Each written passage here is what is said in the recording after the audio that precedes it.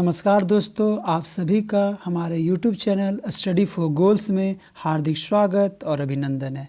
जैसा कि मैंने पिछले वीडियो में भारत में पंचायती राज व्यवस्था के बारे में पूरा डिस्क्राइब किया था, आज हम इस चैनल में पंचायती राज व्यवस्था से रिलेटेड जितने भी प्रश्न, जिस टाइप के भी प्रश्न एग्जाम में पूछे जाते हैं, उनका ऑब्जेक्टिव टाइप क्वेश्चन मैंने लेकर आया है। आप इसे देखें और समझने का प्रयास करें। अगर जहां समझने में कहीं भी कोई प्रश्न में दिक्कत होता है तो आप हमारे लेक्चर वाले वीडियो को देख ले, सारा कॉन्सेप्ट क्लियर हो जाएगा। तो चलिए हम लोग अब प्रश्न की ओर बढ़ते हैं। तो हमारा पहला प्रश्न क्या है, निम्न में से किस अनुच्छेद का संबंध पंचायती राज से है? तो जैसा कि मैंने बताया था कि अनुच्छेद 243 क से लेकर 9 तक क्या है, ये हमारा संबंध पंचायती राज से है। तो हमारा ऑप्शन क्या होगा यहाँ पे जो रेड कलर से आपका मैंने पहले ही कर दिया, इसलिए आपको ज़्यादा दिमाग लगाने का ज़रूरत नहीं है। अनुच्छेद 324 पूछा जाए, 124 पूछा जाए, 73 पूछा जाए, तो आपको बस इतना ध्यान रखना है कि 73वां संविधान संशोधन किया गया था।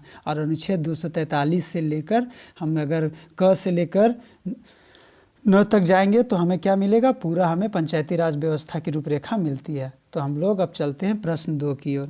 हमारा दूसरा प्रश्न क्या है, 73वां संविधान संशोधन किससे संबंधित है? पंचायती राज प्रणाली से, नगर पालिका से, राज्यों के चुनाव से, केंद्र सरकार से? तो 73वां संविधान संशोधन हमारा किससे है? 73वां संविधान संशोधन हमारा पंचायती राज प्रणाली से, यानी 73वां संविधान संशोधन किया गया था। पंचायती राज व्यवस्था को कैसे चलाया जाए, कैसी इसकी रूपरेखा हो, राज्य के क्या क्या नियम दिए गए हैं, कानून दिए गए, पंचायतों का कैसे पंचायतों का गठन किया जाए, सारा रिलेटेड पंचायती राज प्रणाली से है 73वां संविधान संशोधन। इसको आप एकदम याद कर ले कि 73वां संविधान संशोधन पंचायती राज से है। नेक्स्ट प्रश्न हमारा है, 73वां संविधान संशोधन ने कौन सी अनुसूची को संविधान में जोड़ा था? मैंने बताया था कि 73वां संविधान संशोधन 11वीं अनुसूची में है। 11वीं अनुसूची में अगर आप देखिएगा तो आपको क्या जोड़ा गया है, 73वां संविधान संशोधन को जोड़ा गया है, जिसमें कि पंचायती राज व्यवस्था से रिलेटेड जोड़ा गया है। तो इसका उत्तर हमारा क्या होगा? इसका उत्तर हमारा होगा 11वीं अनुसूची। 6ठी, 7वीं, 9वीं आपको ध्यान इसमें नहीं रखना है, 11वीं अनुसूची हमारा है। नेक्स्ट प्रश्न की ओर हम आगे बढ़ते हैं। तो हमारा नेक्स्ट प्रश्न है, पंचायत के मुख्य कार्य कितने हैं? 25 कार्य है, 27 कार्य है, 29 कार्य है, 31 कार्य, यानी पंचायतों को कितने कार्य दिए गए हैं, कितना विषय में उन लोग काम कर सकते हैं? तो अगर हम इसको देखेंगे तो पंचायतों को कितने विषय दिए गए हैं? पंचायतों को 29 विषय पे काम करना है। 29 विषय अगर आप पंचायती राज एक्ट बुक को खोलकर देखें तो बहुत सारा है, पशुपालन से लेकर है, और फिर से आपका कर लगाने का अधिकार है, फिर बहुत सारे, अगर 2900 को मैं अगर यहाँ बताने लगूँ तो बहुत लंबा एक लिस्ट तैयार हो जाएगा। मैं इसका डिस्क्रिप्शन में कोशिश करूँगा 2900 विषय को दे दिया जाए, या मैं 2900 विषय कौन कौन से हैं उनको मैं एक अलग से वीडियो बनाऊँगा। आपको बस ध्यान रखना है कि पंचायत को कितने कार्य दिए गए, तो 29 विषय, 29 क्षेत्र में कार्य करने का अधिकार है। यानी कि जितने भी ग्राम लेवल पे काम होते हैं, जितने भी विभाग काम वहाँ पे करते हैं, उन सब विषय, लगभग सभी विषयों को इसमें डाला गया है। और बहुत सारे राज्य में पंचायतों को अधिकार मिल गया। बहुत सारे राज्य ऐसे हैं जो उनका 2900 कार्य नहीं कर रहे हैं, लेकिन आने वाला समय में क्या होगा कि वे 2900 विषय पर काम करेंगे। तो हमारा क्या हो गया, 29 कार्य दिए हुए हैं। अब हम नेक्स्ट आते प्रश्न की ओर। नेक्स्ट प्रश्न है, मूल रूप से संविधान के किस भाग में ग्राम पंचायतों की स्थापना की बात कही गई है? जैसा कि मैंने बताया था कि भाग 4 में क्या है, भाग 4 में हमारा है संविधान की स्थापना की बात कही गई है। यानी कि ग्राम पंचायत की स्थापना कैसे हो, ग्राम पंचायत में किन ग्राम पंचायत में राज्य सरकार को क्या क्या दिया गया है, कहाँ पंचायती राज को कैसे काम करेगा, निर्वाचन आयोग कैसे क्या करेंगे, सारा विस्तार से भाग 4 में भी इसमें आप देख सकते हैं। आगे प्रश्न की ओर बढ़ेंगे। तो भारत में पंचायती राज अधिनियम कब लागू हुआ? तो पंचायती राज अधिनियम 24 अप्रैल 1993 को, यानी कि संविधान संशोधन जो हुआ था उसमें 24 अप्रैल 1993 को पूर्ण रूप से लागू कर दिया गया था। 23 अप्रैल में पारित हुआ लोकसभा में, फिर राज्यसभा में, फिर राष्ट्रपति के पास गया, और 24 अप्रैल को पूरे देश में क्या मनाया जाता है, पंचायती राज दिवस के रूप में मनाया जाता है। मेरा क्वेश्चन ऑफ द डे भी पिछले लेक्चर में था कि 24 अप्रैल 1993 इसको क्यों ही पंचायती राज दिवस मनाया जाता है, तो पूरे लेक्चर में विस्तार से बताया गया। अगर आप उस वीडियो को ध्यान से देखेंगे, समझेंगे, तो बड़े ही सरल और आसान भाषा में इन चीज़ों को बताया गया है। तो मैंने उन्हीं प्रश्नों को इसमें उठाया, मतलब मैंने उस लेक्चर मोड में जितना भी अपना 30 मिनट के लेक्चर में बताया पंचायती राज के उत्थान के बारे में कैसे रूपरेखा थी, उन्हीं से प्रश्न, ऐसे प्रश्न पूछे जाते हैं। मतलब अगर आप इस लेक्चर को, जो मैं अभी क्वेश्चन आंसर सीरीज चला रहा हूँ, अगर आप इसको देख लेते हैं तो आप कोई भी एग्जाम हो, या सी-टेट हो, जे-टेट हो, या पंचायती राज से प्रश्न रहते ही रहते हैं। आप अगर एसएससी दे रहे हैं, रेलवे दे रहे हैं, या फिर आप जेपीएससी, यूपीएससी, तो पंचायती राज अधिनियम से रिलेटेड प्रश्न रहते हैं, वो इनसे आप इसमें पूछा जाएगा। नेक्स्ट प्रश्न हमारा है, जब राष्ट्रीय पंचायती राज दिवस कब मनाया जाता है? 21 अप्रैल को, 22 अप्रैल को, 24 अप्रैल को और 25 अप्रैल को। मैंने अभी बताया पंचायती राज दिवस कब मनाया जाता है, 24 अप्रैल को। तो आपको इसमें टिक क्या लगाना है, मेरा हो जाएगा 24 अप्रैल। आप 21, 22 ये सब में ध्यान नहीं देना, आपको हमेशा आंख बंद करके रख लेना है आपको कि 24 अप्रैल ही एग्जाम में अगर कहीं भी दिखे 24 अप्रैल आपको कर देना है। अभी हमारा नेक्स्ट है, भारत में किसके अंतर्गत पंचायती राज प्रणाली की व्यवस्था की गई है? तो देखिएगा कि मैंने बताया था कि जब भीमराव अंबेडकर जी, हम जानते हैं संविधान को बनाने में उनका बड़ा इम्पोर्टेंट रोल रहा है, वो उनके पिता भी कहे जाते हैं, जन्मदाता भी हैं। तो देखिएगा कि जब पंचायती राज प्रणाली का जब व्यवस्था की जाने लगी, तो उस समय हमारे संविधान में पंचायत का कुछ नामो निशान नहीं था, इसे बाद में जोड़ा गया। तो उस समय नीति निर्देशक सिद्धांत, यानी कि अगर नीति निर्देशक सिद्धांत क्या होगा, directive principle of state policy, संविधान के राज्य के नीति निर्देशक तत्व, जो भाग 4 में है। आर्टिकल 40 में क्या बोला गया कि राज्य चाहे तो पंचायतों का गठन कर सकती है और नहीं भी कर सकती है, तो उसको बोलते हैं directive principle of state policy, यानी कि आर्टिकल 14 में बोला गया नीति निर्देशक सिद्धांत, यानी कि राज्यों को अधिकार है कि वे पंचायतों का गठन करे या ना करे, क्या वो अपने पंचायत से रिलेटेड सारे नियम वो राज्य ले सकते हैं। पंचायती राज किस सूची में सम्मिलित है? संघ सूची में, राज सूची में, समवर्ती सूची में, किसी में भी नहीं। तो पंचायती राज कहाँ पे है? तो पंचायती राज मेरा है राज्य सूची में। कहाँ पे है? राज्य सूची में। अब आते हैं 10वां प्रश्न की ओर। 73वें संविधान संशोधन के अनुसार पंचायती राज संस्था का कार्यकाल कितने वर्ष का होता है, या पंचायती राज? तो देखिएगा कि हम अगर इसमें जैसे बलवंत राय मेहता समिति में जाए, या फिर बहुत सारे पीके थुंगन समिति में जाए, वीवी सिंह के सरकार में बहुत सारे समितियों का गठन किया गया था। मतलब जो भी सरकार आई, कोई ना कोई समिति बनाई जो पंचायती राज का उत्थान कैसे हो, पंचायती राज व्यवस्था को कैसे सुदृढ़ किया जाए, गांव की सरकार का कैसे, मतलब सरकार का विकेंद्रीकरण कर सकते कैसे हो। तो उन्होंने बहुत सारे में 4 साल के बारे में बताया, बहुत सारे 3 साल। अगर किसी कौन समिति ने क्या बताया है, तो आपको ध्यान देखना होगा कि उन्होंने 4 या 5 रखा, 2 या 6 कहीं नहीं बताया गया। तो आपको ध्यान रखना है कि हमेशा कि जो भी समिति बने हैं, एक समिति में बलवंत राय मेहता समिति ने क्या बताया था? बलवंत राय मेहता समिति ने स्पष्ट कहा था कि त्रिस्तरीय पंचायती राज की व्यवस्था की जाए, जिला परिषद या जिला पंचायत का गठन हो, ग्राम पंचायत, और इनका भी कहना था कि 5 साल का हो, तो ये मेरा 5 वर्ष होगा। अब नेक्स्ट प्रश्न की ओर जाते हैं। पंचायती राज प्रथम कहाँ परिवर्तित किया गया था? राजस्थान में, पंजाब में, गुजरात में। पंचायती राज व्यवस्था की अगर हम बात की जाए, तो पंचायती राज व्यवस्था जब शुरू हुआ तो ये कब हुआ था? 2 अक्टूबर 1959 को। 2 अक्टूबर 1959 में अगर आप देखिएगा, 1959, इसको, इस डेट को एकदम याद कर लीजिएगा। और ये कहाँ पे हुआ था? ये राजस्थान में। राजस्थान का कौन सा राजस्थान जिला में? और गांव का नाम अगर पूछे तो आपको रखना है बगदरी गांव। बगदरी गांव क्या था? यहीं पे इसकी शुरुआत की गई थी। पंजाब, गुजरात, उत्तर प्रदेश कहीं भी लिस्ट में नहीं है। नेक्स्ट प्रश्न की ओर आते हैं। सर्वप्रथम किस राज्य में पूर्ण रूप से पंचायती राज लागू हुआ था? राजस्थान में, गुजरात में, आंध्र प्रदेश में, केरल में। तो देखिए, सर्वप्रथम किस राज्य में अगर बात करें पूर्ण रूप से पंचायती राज लागू हुआ था, तो हमारा था आंध्र प्रदेश, जो कि राजस्थान में होने के बाद 9 दिनों के बाद, यानी 11 अक्टूबर को आंध्र प्रदेश ने लागू किया था। तो नेक्स्ट प्रश्न हम बढ़ते हैं। भारत में सबसे पहले राजस्थान पंचायती राज की स्थापना कब हुई थी? मैंने भी बताया था 1959 में। यानी कि भारत में राजस्थान राज्य पूछा जाए तो राजस्थान, गांव का नाम पूछा जाए तो बगदरी गांव, और जिला पूछा जाए तो नागौर। नागौर जिला की अगर बात किया जाए, अगर नागौर बोला जाए तो आप स्पष्ट बताइएगा नागौर।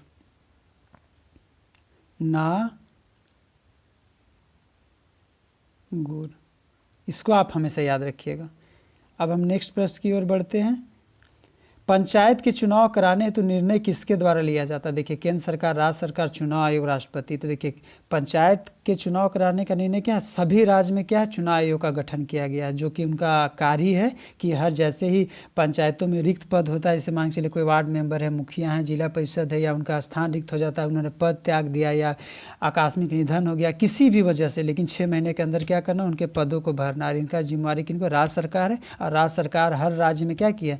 पंचायत मतलब चुनाव आयोग का गठन किया। चुनाव आयोग का जिम्मेवारी है कि वो क्या करेंगे? आपका चुनाव कराने की जिम्मेवारी उनके ऊपर है। तो आप हमेशा याद रखिएगा, राज्य सरकार। और कौन कराती है? तो चुनाव आयोग कराती है, जो हर प्रत्येक राज्य में है। प्रश्न अगला 15 प्रश्न में आते हैं। पंचायती राज संस्थाओं के निर्वाचन हेतु कौन उत्तरदायी है? केंद्रीय निर्वाचन आयोग, राज्य निर्वाचन आयोग, राज्य सरकार स्वयं उत्तरदायी है। तो हम बताया, मैंने पहले प्रश्न बताया कि राज्य में निर्वाचन आयोग है, जो कि चुनाव करवाने की जिम्मेवारी उसकी है। जैसे कि जितने भी चुनाव होते हैं ना, या लोकसभा में, केंद्र में, तो निर्वाचन आयोग की जिम्मेवारी होती है। केंद्र जो सत्ता में हो तो नहीं करवा सकता है, निर्वाचन आयोग का गठन किया गया। उसी तरह राज्य में राज्य निर्वाचन आयोग इस चुनाव को करवाती है। नेक्स्ट प्रश्न की ओर बढ़ते हैं। निम्न में से किस समिति की सिफारिशों के आधार पर भारत में पंचायती राज का उदय हुआ था? पूंछी समिति, बलवंत राय मेहता समिति, सिंघवी समिति। निम्न में से कोई नहीं। निम्न में से किस समिति के सिफारिशों के आधार पर भारत में पंचायती राज का हुआ था? तो मैंने बताया था बलवंत राय मेहता समिति। अगर इसके बारे में पूछा जाए कि बलवंत राय मेहता समिति कब बनी, तो आप बताइएगा कब। इसका आपको बताना है 1957 में गठन किया गया था। और उसमें, और इनको क्या कहा जाता है? लोकतांत्रिक विकेंद्रीकरण का जनक भी कहा जाता है। इन्होंने त्रिस्तरीय पंचायती राज व्यवस्था के बारे में बताया था। अब हम लोग नेक्स्ट प्रश्न की ओर बढ़ते हैं। भारत में पंचायती राज व्यवस्था का वास्तुकार किसे कहा जाता है? तो वास्तुकार की बात करें जाए तो BR मेहता को कहा जाता है। अशोक मेहता, ALM सिंघवी, इनमें से कोई नहीं। BR मेहता को क्या कहा जाता है? वास्तुकार कहा जाता है। इन्होंने ही पूरे पंचायती राज व्यवस्था का मतलब रूपरेखा तैयार करने में इनकी बहुत महत्वपूर्ण भूमिका रही थी। नेक्स्ट प्रश्न की ओर बढ़ते हैं। सही मायने में भारतीय स्थानीय स्वशासन का जनक किसे कहा जाएगा? तो मैंने बताया था पिछले प्रश्न में ही, लॉर्ड रिपन को। लॉर्ड रिपन क्या थे? वाइसराय थे। और कब थे वे वाइसराय? 1882 के समय। 1882 में लॉर्ड रिपन क्या के मतलब लॉर्ड रिपन, इनको कह सकते हैं कि देश में 1880 से लेकर 84 के बीच में स्थानीय स्वशासन का जनक इनको कहा जाता था। इनका मानना था कि अगर भारत में लंबे समय तक शासन करना है तो क्या करना होगा? यहाँ स्वशासन की व्यवस्था करनी होगी। और जिला स्तर पे, यानी कि अगर पहले तो देश आज़ाद होने से पहले वे अपने हिसाब से चलाते थे। तो लॉर्ड रिपन का मानना था कि अगर गांव में कोई इस तरह का समस्या आ रहा है तो वो जिस जिले में अंदर में आते हैं वहीं तक उनका समस्या, मतलब अगर उनका कुछ समस्या आ रहा है वहाँ से अगर आगे वो बढ़ गया तो फिर आंदोलन ज़्यादा बढ़ जाएगा। तो लॉर्ड रिपन सब चीज़ों को समझते जानते हुए, पूरा अध्ययन करते हुए उन्होंने तय किया कि नहीं, हमें स्थानीय स्वशासन की स्थापना करनी चाहिए। तो लॉर्ड रिपन हमेशा याद रखिएगा, ये वाइसराय भी थे 1880 से लेकर 1884 के बीच में।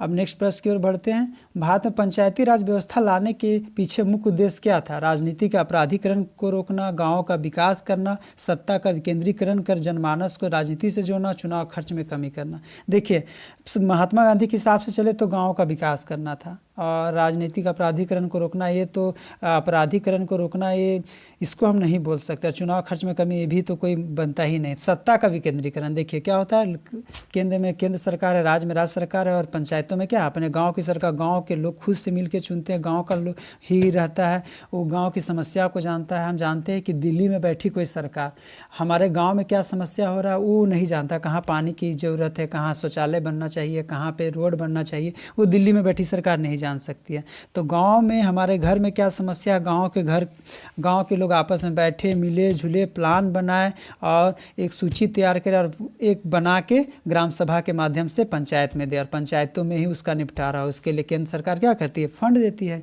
जो अभी 15वें वित्त आयोग के माध्यम से दिया जा रहा है। इसके पहले 14वें वित्त आयोग चल रहा था। तो सत्ता का विकेंद्रीकरण कर जनमानस को राजनीति से जोड़ना था। अब देखिए, राजनीति का भी लोग, बहुत सारे लोग राजनीति में नहीं जाना चाहते, तो गाँव में एक राजनीति का भी लेवल खड़ा होता है। लोग वहाँ वहाँ से जुड़ते हैं समाज से। तो राजनीति को अगर हम थोड़ा सा राजनीति का मामला आपराधिकरण से ज़्यादा जुड़ गया है। हम वैसा भी नहीं कहेंगे कि बहुत सारा राजनीति में बहुत अच्छे अच्छे लोग भी हैं, बहुत अच्छा काम भी कर रहे हैं, लेकिन राजनीति से जोड़ना तो था ही, लेकिन जनमानस को जोड़ना, ताकि वो समझ सके कि कैसे समाज में रह के समाज के लोग अगर मिलकर काम करते हैं तो गाँव को विकास में बड़ी महत्वपूर्ण भूमिका बनाया जा सकता। तो सत्ता का विकेंद्रीकरण भी था और जनमानस को राजनीति से जोड़ना भी था। अशोक मेहता समिति ने पंचायती राज व्यवस्था के अंतर्गत कितने स्तरीय ढांचे की स्थापना की थी? अगर अशोक मेहता समिति की बात करें तो अशोक मेहता समिति के बारे में हम बात करेंगे तो जानेंगे कि इनकी स्थापना कब हुई थी। इनकी स्थापना हुई थी हमारा अशोक मेहता समिति पंचायती राज व्यवस्था के अंदर कितने स्तरीय, तो आप ये इनका बोलिएगा 2। ये इनका कहना था कि क्या होगा, इनके लिए इनका कार्यकाल भी 4 वर्ष रखे थे, और ये बोलते थे कि नहीं, जिला स्तर पे होगा और कहाँ पे होगा, पंचायत समिति होगा। मतलब ग्राम पंचायत का इनका कोई मुद्दा ही नहीं था, ग्राम पंचायत से रिलेटेड ये कुछ नहीं कर रहे थे। इनका कहना था जिला लेवल पे रहेगा और कहाँ पे रहेगा, एक रहेगा पंचायत पे, दूसरा रहेगा पंचायत पे। तो अब देखेंगे अशोक मेहता समिति ने किन 2 स्तरों की बात की। पहले अभी वहाँ बताए थे, तो ग्राम पंचायत, मंडलीय पंचायत, जिला परिषद। यानी ग्राम पंचायत, मंडलीय पंचायत मतलब प्रखंड लेवल पे, जिला परिषद। इनका मानना था कि जिला परिषद रहेगा और प्रखंड में जो हम प्रमुख, उप प्रमुख के नाम से जानते हैं, ग्राम पंचायत की इन्होंने व्यवस्था देने की बात नहीं की थी। भारत में कितने स्तरीय पंचायती राज की स्थापना की बात कही है? तो मैंने शुरू से बताया था कि हम देखेंगे कि बलवंत राय मेहता समिति हो या बहुत सारे जितने भी समिति आए हैं आगे जाके, उन्होंने क्या बताया, त्रिस्तरीय पंचायती राज व्यवस्था हो। जिला परिषद, जिला के लिए जिला पंचायत समिति यानी ब्लॉक लेवल पे, और ग्राम पंचायत विलेज लेवल पे, यानी त्रिस्तरीय पंचायती राज व्यवस्था की स्थापना की बात कही गई है। नेक्स्ट प्रश्न में जाएंगे, प्राय पंचायत समिति में कितने प्रकार के सदस्य होते हैं? तो पदेन सदस्य होते हैं, सहयोगी सदस्य होते हैं, सहसंयोजी सदस्य होते हैं। सभी पदेन सदस्य में आगे पंचायत समिति में कितने पर, पंचायत में देखिएगा कि प्रमुख आपके हो गए, उप प्रमुख भी हो जाते हैं, और बहुत सारे उनके सहयोगी सदस्य भी होते हैं, सहसंयोजी सदस्य भी होते हैं। यानी कि सबके जैसे कार्यकारिणी समिति बनती है पर ग्राम पंचायत लेवल पे, ग्राम सभा में कार्यकारिणी समिति बनती है, तो बहुत सारा समितियों का गठन किया गया। इनको मैं आगे क्लास में विस्तार से बताऊंगा, अभी प्रश्न में हम लोग ज़्यादा फोकस करेंगे। तो आपको इतना बच जाना कि पदेन सदस्य रहेंगे, सहयोगी सदस्य रहेंगे, सहयोजी सदस्य भी रहते हैं, यानी उपरोक्त सभी सदस्य इसमें रहते हैं पंचायत समिति में। ऐसा नहीं कि बस पंचायत समिति पर अगर सदस्य की बात करें तो पदेन सदस्य प्रमुख, उनके साथ ही बहुत सारे सहयोगी सदस्य के रूप में काम करने वाले लोग रहते हैं। निम्न में से किस पद्धति की स्थापना प्रत्येक चुनाव के आधार पर की जाती है? तो प्रत्येक आधार पर ग्राम पंचायत में। और ग्राम पंचायत में क्या कि जो 18 साल से ऊपर हैं, जो वोटर हैं, जो गांव के लोग हैं, वही वहां के जो खड़ा होते हैं उनको वह देते हैं। तो प्रत्यक्ष रूप से चुनाव होता है, यही प्रत्येक रूप से। अगर ब्लॉक स्तर पे और जिला परिषद का अगर हम चुनाव करें तो प्रत्यक्ष रूप, क्योंकि जो ग्राम पंचायत से चुने हुए लोग रहते हैं, वार्ड मुखिया, उनके प्रत्येक चुनाव के रूप में ब्लॉक समिति और जिला परिषद दोनों का चुनाव किया जाता है। उनके लिए आम मतलब लोग उनके लिए अलग से चुनाव उनका नहीं करते। पंचायतों में सभी स्तरों पर महिलाओं के लिए कितने पद आरक्षित हैं? तो पंचायतों में सभी स्तरों पर महिलाओं के लिए कितने पद आरक्षित हैं? तो इनके लिए 1/3, समझ गया ना। यानी कि अभी जैसे झारखंड में देखिए तो 50% आरक्षण महिलाओं के लिए, लेकिन अगर बात की जाए तो 1/3 क्या है, महिलाओं के लिए। यानी कि 1/3 पद किनके लिए, महिलाओं के लिए है। यदि पंचायत भंग होती है तो कितनी अवधि के अंदर निर्वाचन होना अनिवार्य है? मैंने बताया था पिछला लेक्चर में भी, 6 माह के अंदर क्या करना, उनको जैसे सीट खाली हो जाता है उनके जगह निर्वाचन आयोग चुनाव करके उस जगह को भरेगी। ऐसा नहीं कि खाली है तो ऐसा नहीं करना। पंचायत में एकदम सख्त बताया गया कि एकदम 6 महीने के अंदर निर्वाचन आयोग को उसको ठीक करना है। पंचायत चुनाव के लिए उम्मीदवार की आयु कितनी होनी चाहिए? तो पंचायत चुनाव के लिए मैंने पिछले भी 18 बोला था, थोड़ा ध्यान दीजिएगा। 21 वर्ष के लिए पंचायत चुनाव के उम्मीदवार की आयु कितनी होनी चाहिए? 21 वर्ष होनी चाहिए। और सरपंच और उप सरपंच की अनुपस्थिति में ग्राम सभा की बैठक की अध्यक्षता कौन करेगा? तो ग्राम सभा द्वारा निर्वाचित व्यक्ति। देखिए हमारे झारखंड का अगर बात करें जाए तो यहाँ पेशा क्षेत्र है, और पैसा क्षेत्र जहाँ पे आदिवासी बहुलता क्षेत्र, जहाँ ग्राम प्रधान जो सदियों से चले आ रहे ग्राम प्रधान जो पाहन हो गए, मुंडा हो गए, तो वो लोग हैं सो वो लोग अध्यक्षता करते हैं। लेकिन बहुत सारा हमारा जो गैर अनुसूचित क्षेत्र है वहाँ पे क्या करता है, मुखिया ही अध्यक्षता करते हैं। और पंचायत सचिव क्या करता है? पंचायत सचिव मतलब ग्राम सभा को बुलाने की जिम्मेदारी उसकी रहती है, मतलब चिट्ठी निकालना सारा कुछ तो ग्राम सभा द्वारा। लेकिन जब ऐसे सरपंच और उप सरपंच की अनुपस्थिति अगर हो जाए, सरपंच यानी मुखिया उप मुखिया न रहे, तो ग्राम सभा में बैठक होगा और वहीं में से लोग एक तय करेंगे कि किसको आज के सभा के लिए अध्यक्षता के लिए चुना जाए। सर्वसम्मति से वहाँ चुना जाएगा और उस दिन की अध्यक्षता करेंगे। क्योंकि झारखंड में पंचायती राज में देखिए ग्राम सभा का बड़ा इंपॉर्टेंट रोल है। पंचायती राज संस्थाएं अपनी निधि हेतु किस पर निर्भर करती है? सरकार द्वारा दिए जाने वाले अनुदान पर, करों पर, संचित निधि पर, इनमें से कोई। देखिए पंचायती राज में फंड, फंक्शन और फंक्शनरीज तीनों का बड़ा इंपॉर्टेंट रोल है। अगर फंड नहीं दिया जाएगा तो काम नहीं कर पाएंगे। इसलिए क्या होता है, पंचायती राज संस्थाएं अपनी निधि हेतु किस पर निर्भर करती है?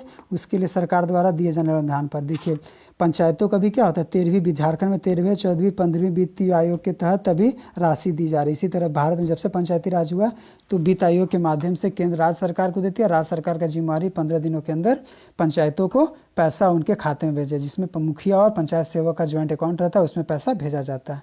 और सरकार ये भी बोलती है अनुदान की राशि, यानी कि उनको 2 साल के बाद अंकेक्षण रिपोर्ट के बाद, मतलब प्रत्येक वर्ष दूसरे वर्ष उनको क्या करना, पूरा साल भर का लेखा जोखा देना है कि क्या काम किए नहीं किए और कहाँ पैसा खर्च किए, सारा लिखित ब्यौरा वो देते हैं। तो अभी हमारा 15वें वित्त आयोग के माध्यम से ग्राम पंचायत में जिला परिषद और पंचायत समिति को पैसा भेजने का प्रावधान किया जा रहा है।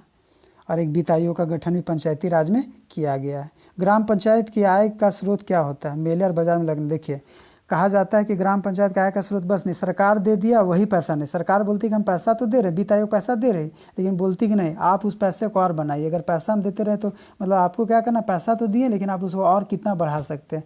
कर लगाइए, मेला बाजार लग रहा तो सपोज एग्जाम्पल से समझिए, मेला लगा है, खुले में स्वच्छ मुक्त भारत की हम बात करते हैं, पूरा देश आज ODF घोषित हो गया, झारखंड भी ODF घोषित हो गया। लेकिन आप आज ट्रेन से गुजरिए या आप सुबह सुबह घर से बाहर देखिएगा तो 2-4 लोग लोटा लेके जरूर जाता होगा। तो खुले में स्वच्छ मुक्त भारत कहने का मतलब क्या है कि एक भी आपके गांव समाज में बाहर में खुला में स्वच्छ करने नहीं जाए। लेकिन ऐसा तो नहीं, आज भी समाज में लोग जा रहा है। तो हम क्या कर सकते हैं, ग्राम पंचायत उसके लिए क्या कर सकती है, मेला बाजार हर गांव घर में लगता होगा, आप जहाँ रहते हैं वहाँ भी लगता होगा, तो वो लोग वहाँ पे क्या करें, सामुदायिक शौचालय का निर्माण कर दें। जो लोग बाजार हाट में आ रहा शौचालय बाहर खुले में स्वच्छ तो करने जाएगा तो उसी में जाए, 2 रुपया शौचालय अपना 2, 4, 5 रुपया पैसा रख दिया जाए। इससे क्या होगा, पंचायत का आय का स्रोत भी बढ़ेगा और स्वच्छता का काम भी हो रहा है। तो इसी तरह बालू घाट से कर लगाने का, नदी उदी गुजर रहा है तो वहाँ पे बालू घाट से कर भी लगा सकते हैं।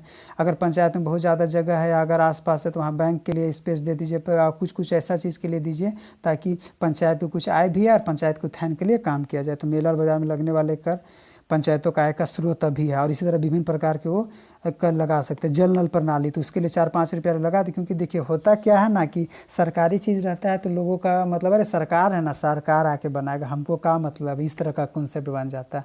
और उसी तरह अगर आप पैसा लगाने लगे तो लगेगा नहीं पैसा लग रहा है, तो जिम्मेवारी बनता है। इसी तरह देखिएगा कि नल जल प्रणाली पूरे झारखंड में चल रहा है पंचायतों में, अगर उसी में अगर 50 रुपया 20 रुपया 30 रुपया जैसा सब सहमति से ग्राम सभा के माध्यम से कर दिया जाए तो क्या होगा ये कि लोग के पास पानी भी जा रहा, कभी ख़राब हो गया तो वही पैसा जो लोग 20-30 रुपया जो महीना में जमा कर रहा है उससे वो लोग क्या कर उसका मरम्मती भी कर सकता है। कोई बेरोजगार लड़का उसको सुबह मोटर खोलने के लिए रख दीजिए। तो इस तरह पंचायत में आय का स्रोत बहुत सारा बढ़ सकता है। तो इन चीज़ों को कर सकते हैं। किस राज्य में पंचायती राज प्रणाली नहीं है? तो अरुणाचल प्रदेश, मेघालय और मिजोरम में। उपरोक्त सभी में क्या पंचायती राज प्रणाली नहीं है।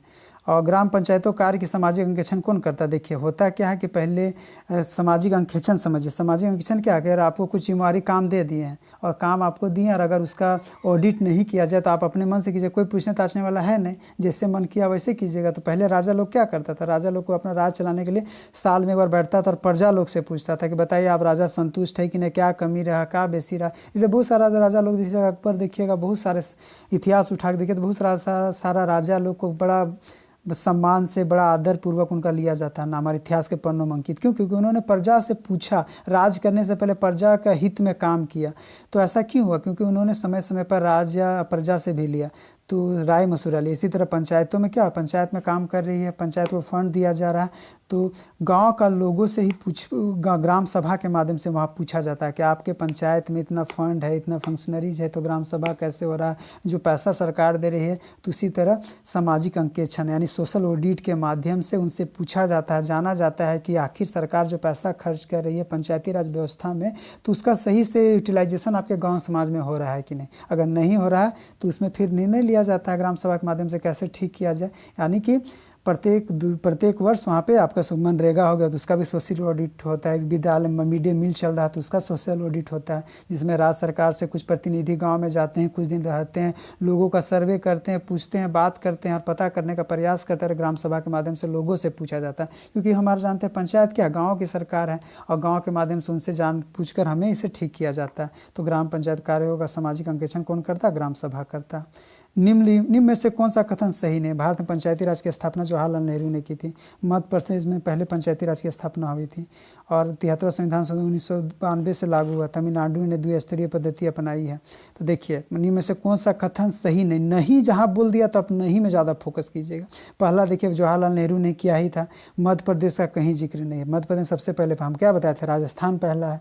73वां संविधान संशोधन 1992 में आया और 93 में लागू हो गया। 24 अप्रैल को हम लोग मनाते हैं। तमिलनाडु ने द्विस्तरीय पद्धति अपनाई है। देखिए थोड़ा स्पीड भी आज हो रहा है, क्योंकि हम लोग देखिए होता क्या, जैसे वीडियो देख लें 30 मिनट का या 35 मिनट का, तो अरे इतना लंबा कौन सुनेगा। लेकिन सर आप एक चीज़ हमेशा याद रखिएगा कि जितना लंबा वीडियो रहे तो आप उसको अगर वो अपना समय 30 मिनट या 20 मिनट निकाल के दे रहे तो आपका एक इतना बड़ा निचोड़ मिल जाएगा। क्योंकि मैं इतना सारा चीज़ इसलिए आपको बता पा रहा हूँ क्योंकि मैं पंचायती राज में भी मास्टर ट्रेनर हूँ और NIRD से भी सर्टिफाइड मास्टर ट्रेनर हूँ। तो होता क्या है कि हम लोग पिछले 5-10 सालों से पंचायतों में घूम रहे हैं, बात कर रहे हैं, लोगों से जान रहे हैं और इस पर बड़ा गहन अध्ययन किया। तो चीज़ों को मैं आपको इनको विस्तार से इसलिए बता पा रहा हूँ क्योंकि मैंने फील्ड लेवल पे काम किया है। और आप अगर पुस्तकों में पढ़ेंगे तो देखते हैं ना, ऐसा क्या होता है कि जब हम कोई हमें पिक्चर देख लिए और अगर आपको उस पिक्चर को लिखने के लिए बोल दिया जाए तो क्या होगा? लिखने में आपको हालत ख़राब हो जाएगी। लेकिन वही कहानी आप 15 मिनट में पूरा सार बता दीजिएगा। तो होता क्या है कि हम देखिए भी चीज़ों को बड़े आसानी तरीके से बड़े सरल भाषा में समझा देते हैं। तो आप पढ़ तो रहे हैं आप, ठीक है, लेकिन बहुत सारा ऐसा पंचायती राज में कॉन्सेप्ट है कि आपको समझ में नहीं आएगा। ग्राम सभा बहुत कोई को समझ में नहीं आता, पंचायत कार्यकारिणी क्या है नहीं आता है, बहुत सारा। तो उन चीज़ों को हमने प्रैक्टिकल लाइफ में जिया है, इसलिए मैं आपको चाह रहा हूँ कि आप लोग थोड़ा इसको ध्यान से सुने, इन प्रश्नों को ध्यान से अध्ययन करें, इसको नोट डाउन करें, तो बड़ा आगे आपकी एग्जाम पे होगा। यानी आपका जितना प्रश्न, आप 35 प्रश्न का इस सेट है, अगर आप इसमें देखिएगा कि कोई भी प्रीवियस ईयर का क्वेश्चन उठा लीजिएगा, आपको 3500 में से कोई ना कोई प्रश्न टच करेगा। टच करना ही ऐसा ही प्रश्न पूछे जाते ही हैं। अब आते हैं तो इसमें क्या है, मध्य प्रदेश में सबसे पहले पंचायती राज की स्थापना हुई थी। यह गलत है, सरासर गलत है, नहीं पूछा गया था। अब आते ग्राम सभा के संबंध में कौन सा कथन सही नहीं है। अब नहीं वाला प्रश्न है इसमें। ग्राम सभा में गाँव स्तर पर गठित पंचायत क्षेत्र में निर्वाचक सूची में पंजीकृत व्यक्ति होते हैं या पंचायत क्षेत्र में पंजीकृत मतदाताओं की ग्राम स्तरीय सभा। देखिए ग्राम सभा में आपका गांव में हर राजस्व ग्राम में या एक ग्राम सभा होता है और वहाँ का पंजीकृत मतदाता ही उस भाग ले सकता है। बाहर के लोग भाग ले सकते हैं, लेकिन अगर वोटिंग का बात हो या कुछ सहमति का बात हो तो आप अपना वहाँ पे राय दे सकते हैं, लेकिन वोट देने का अधिकार आपको वहाँ पे नहीं होगा। तो ये दोनों तो मेरा सही लग रहा है। इसकी शक्तियाँ विधानमंडल द्वारा निर्धारित की जाती, सही है, लेकिन यह वही कार्य कर सकती जो केंद्र सरकार ने बताया है नहीं। मतलब ग्राम सभा में ऐसा नहीं, ग्राम सभा खुद निर्णय लेगी कि उनके पंचायत में किस तरह का काम किया जाए, किससे उनका उत्थान हो जाए। क्यों बनाया गया पंचायती राज? इसलिए बनाया गया कि गांव के लोग खुद तय करें, खुद समझे, खुद जाने कि उनको क्या कमी है, क्या बेसी है, कैसे ठीक किया जाए। गांव में देखिए रोड नाली ये सब सारा चीज़ देखिए देश आज़ाद होने के बाद भी बन रहा है और हम लोग रहे या ना रहे तब पर भी बनेगा, आगे भी बनते रहेगा। मैंने पिछले वीडियो में भी बताया था कि ये एक सतत प्रक्रिया है जो चलती रहेगी। लेकिन सिर्फ रोड नाली ही बना देना विकास नहीं होता है। गाँव में जैसे झारखंड जैसे में डाइन प्रथा है, बहुत सारा बेटी बचाओ बेटी पढ़ाओ पे काम किया जा रहा है, बहुत सारा ट्रैफिकिंग करके बाहर ले जाते हैं। मतलब हम जिस गांव समाज में रह रहे हैं ओवरऑल डेवलपमेंट होना चाहिए। मतलब मेरे गांव का हर बच्चा स्कूल जाए, कोई भी ड्रॉप आउट ना हो। मतलब मिड डे मील अगर हम जाए तो वहाँ पंचायत प्रतिनिधि है तो उसका जिम्मेवारी हो कि समय समय पर विद्यालय जाए, आंगनबाड़ी जाए, वहाँ की मनोदशा को देखे, स्थिति को देखे, तब जाके वहाँ पे काम होगा। यानी केंद्र तो नहीं बोले कि जाके पंचायत प्रतिनिधि का काम है कि आप अपने गांव में कैसे कर सकते हैं। मुखिया 5000 लोगों का प्रतिनिधित्व कर रहा है। आज अगर झारखंड सरकार से अगर मुख्यमंत्री कहीं बाहर जा रहे हैं, केंद्र में रिप्रेजेंट करने जा रहे हैं, तो वो कितने कर रहे हैं? 3.25 करोड़ आबादी लोग को रिप्रेजेंट कर रहे हैं। वो पूरा अगर वो हमारी बात अगर केंद्र में अगर कोई बात रख रहे हैं, यानी कि 3.25 करोड़ लोग है, सो उनकी बात को रख रहे हैं। इसी तरह केंद्र सरकार मतलब ये नहीं जिम्मेवारी दी है, मतलब कि ग्राम सभा के संबंध में वो नहीं बोलेगी कि उनको वह वही कार्य कर सकती जो केंद्र, बिल्कुल नहीं। गांव का समाज, पंचायत का अधिकार है, ग्राम सभा में गांव के समाज के लोग बैठ के निर्णय लेंगे और ये पंचायतों को सौंपेंगे। और पंचायत में जो कार्यकारिणी है, जो वार्ड और मुखिया से मिलकर बना है, वो लोग फिर पंचायत सभा में बैठ के पूरा सलाह मशवरा करके राय से फिर उनको प्राथमिकता के अनुसार तय करते हैं, जो मैं आगे के वीडियो में विस्तार से आपको ग्राम सभा के बारे में, पंचायत सभा के बारे में बताऊंगा। अब अगले प्रश्न की ओर बढ़ते हैं। पंचायत राज के संबंध में कौन सा कथन सही है? माध्यमिक और जिला स्तर के प्रमुखों के लिए प्रत्येक चुनाव होता है। पंचायत में चुनाव लड़ने की न्यूनतम आयु 18 वर्ष होनी चाहिए। पंचायत के संबंध में कौन सा कथन सही है? तो माध्यमिक और जिला स्तर के प्रमुखों के लिए प्रत्येक चुनाव होता है। पंचायतों में चुनाव लड़ने की न्यूनतम आयु 18 वर्ष होनी चाहिए। पंचायती राज का चुनाव राज्य चुनाव निर्वाचन आयोग करता है। कौन सा कथन सही है? देखिए, माध्यमिक और जिला स्तर के प्रमुख के लिए प्रत्येक चुनाव, मैंने पहले बताया था प्रत्येक चुनाव होता है। पंचायत में चुनाव लड़ने के लिए 18 नहीं 21 वर्ष होनी चाहिए। पंचायती राज संस्थाओं के चुनाव राज, मैं एक वीडियो में कहीं 18 आपको बोला होगा, उसको 21 कर लीजिएगा। 18 नहीं 21 वर्ष पंचायत के चुनाव के लिए होता है। और पंचायती राज संस्थाओं का चुनाव राज्य निर्वाचन आयोग कराता है, बिल्कुल कराता है, और ये बिल्कुल सही है। हर राज्य का राज्य निर्वाचन आयोग का गठन किया गया। पंचायतों की वित्तीय समीक्षा के लिए 6 साल बाद वित्त आयोग की स्थापना की जाती नहीं। और पंचायतों की वित्तीय समीक्षा के लिए क्या मतलब वित्त आयोग का गठन किया जो 5 साल के लिए है, और 5 साल उसको फंड देती है। समझ रहे हैं ना? तो इस तरह 35 प्रश्न का मैंने एक सार बनाया था। इन 35 प्रश्नों को आप ध्यान से देखें। इसका PDF आपको क्या है मिल जाएगा। और आप सभी को इस वीडियो को सुनने के लिए बहुत बहुत धन्यवाद। और अंत में, जैसा कि मैं हर बार प्रत्येक बार कहता हूँ, स्टडी फॉर गोल चैनल हमारा अपना चैनल है। हम वैसे युवाओं को इसमें जोड़ना चाह रहे हैं, वैसे लोगों को इससे जोड़ना चाह रहे हैं जो कि इसके माध्यम से अच्छे से तैयारी करे, चीज़ों को समझे। और हमारा अभी देखिएगा, पिछले महीने क्या इसी महीने हमने एक बड़ा अच्छा आंदोलन किया और सरकार को झुकने पे मजबूर किया। और हम जानते हैं कि हम लोग अगर स्टूडेंट में ताकत हो तो हम आसानी से किसी भी चीज़ को प्राप्त कर सकते हैं। तो आपको करना क्या है? आपको करना यही है कि अभी स्टडी में फोकस करना, समय निकाल के। अभी देखिए, रेलवे का भी एग्ज़ाम 15 दिसंबर से आने वाली बात है। अभी सारा एग्ज़ाम अब कंडक्ट धीरे धीरे होगा, क्योंकि सरकार पे दबाव बन रहा है कि नहीं, छात्र आंदोलन कर रहे हैं और बहुत बड़ा छात्र का एक हमारा हुजूम है। अगर सरकार का हम पलट सकते हैं, ऐसी हमारी पास ताकत है। तो इन सब चीज़ों को ध्यान में रखना है, अपनी तैयारी को पूरे ज़ोर शोर से रखना है और हमारे साथ जुड़े रहना है। अभी देखिएगा कि बहुत सारा हमारा करंट अफेयर भी सुबह सुबह आपका आता है, और बहुत सारे NTPC का भी और रेलवे के लिए भी हमने एक सीरीज़ तैयार किया है। तो उन चीज़ों को देखिए। CGL के लिए हमारा 4 बजे हर दिन क्वेश्चन सेट आ रहा है, उसको आप उसमें बैठिए, बनाइए और अपने आप को क्या कीजिए, अपने आप को जज कीजिए कि मेरी तैयारी कहाँ पे है। तो इन्हीं सब बातों के साथ तो मैं आप सभी को पुनः धन्यवाद देता हूँ। और जो नए लोग, जो अगर आपको वीडियो अच्छा लगता है तो नए लोगों को आप शेयर कीजिए, और जो शेयर किए हैं उनको नोटिफिकेशन तो मिल ही जाएगा। और लोगों को बताइए और हमारा मोटिवेशन बढ़ाइए, समझे ना। हम लोग देखिए, होता क्या है कि हमारा मोटिवेशन आप देखते हैं, हमारा मोटिवेशन बढ़ता है। आपका जैसे पिछले वीडियो मैंने बनाया, बड़ा अच्छा कमेंट मिला, तो इससे क्या होता है, हम लोग का मोटिवेशन बढ़ता है। हाँ चलिए, चीज़ों को मैंने अच्छे से बताया, अच्छे से समझाया। और कोई भी वीडियो बड़ा मेहनत से बनता है और इसके लिए बड़ा मेहनत किया जाता है, बहुत अच्छी चीज़ों को कलेक्शन किया जाता है। तो इन चीज़ों का मोटिवेशन आप लोगों से बना हुआ है। तो आप सभी को पुनः धन्यवाद। आपका दिन शुभ हो और आप अच्छे से स्वस्थ रहें, मस्त रहें। भारत माता की जय। जय झारखंड, जय हिंद।